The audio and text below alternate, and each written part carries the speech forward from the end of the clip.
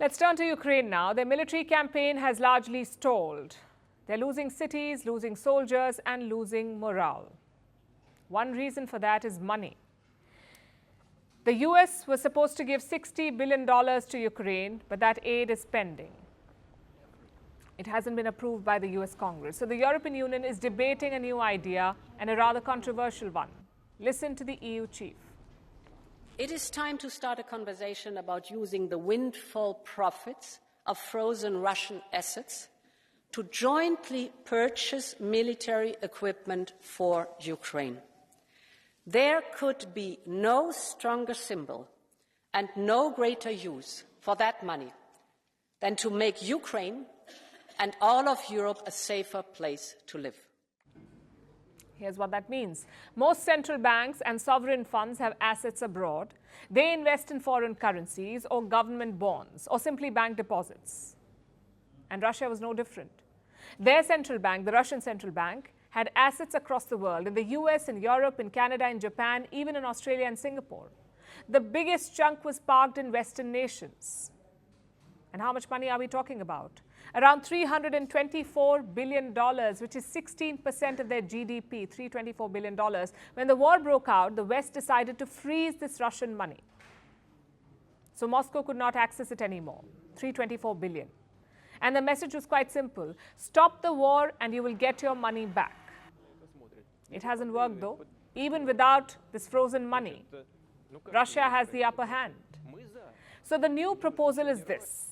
Take the profits from the frozen Russian assets and give them to Ukraine. It can be used to buy weapons and later in reconstruction. I know it sounds like an easy solution. Ukraine needs money. The West has frozen money. So why not give it to Kiev? The chorus is growing for such a move. You heard the EU president talk about it. And the US Treasury chief fully agrees with her. In fact, she says it's urgent. I also believe it's necessary and urgent for our coalition to find a way to unlock the value of these immobilized assets to support Ukraine's continued resistance and long-term reconstruction, where we should act together and in a considered way. I believe there is a strong international law, economic, and moral case for moving forward. Let me repeat that last part. The US says there is a legal and moral case to use the frozen Russian money. But is that true? Well, there is precedent. Let me take you back to 1992. Saddam Hussein's Iraq had invaded Kuwait.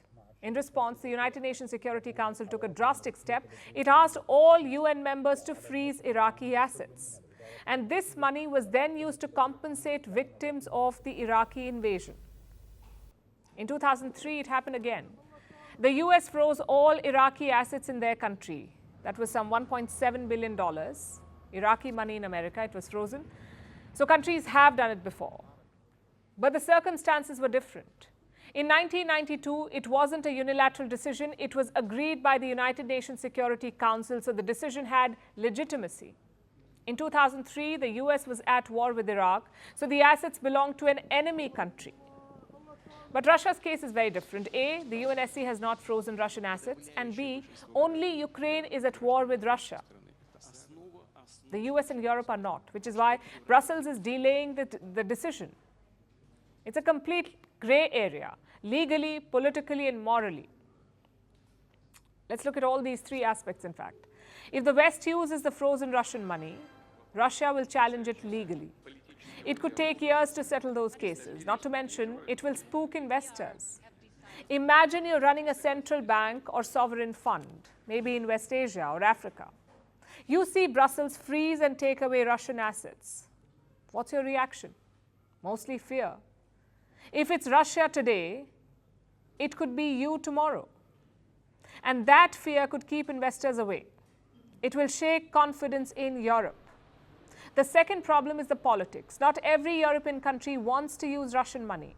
France, for example, they say that there is no legal basis for this. We don't have the legal basis to seize the Russian assets. And we should never act if we don't obey by the international law and by the rule of law. Because what is at the core of the European countries, at the core of the European construction. Plus, there could be blowback.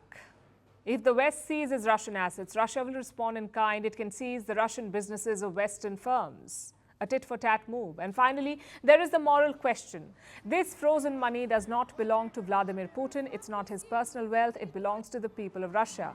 People who may or may not agree with Russia's war. Why are they being punished by the West? Why is their money being taken away? No answers. The West keeps talking about the rule of law, about a rules-based order, but the same West is eager to walk on this legal grey area. It's hypocrisy of the highest order. Just think about all the countries invaded and ravaged by the West. How much have they paid them? Absolutely nothing. So it's not about principles or justice. It's about vindictive and selective politics. Let's see if Europe goes ahead with it.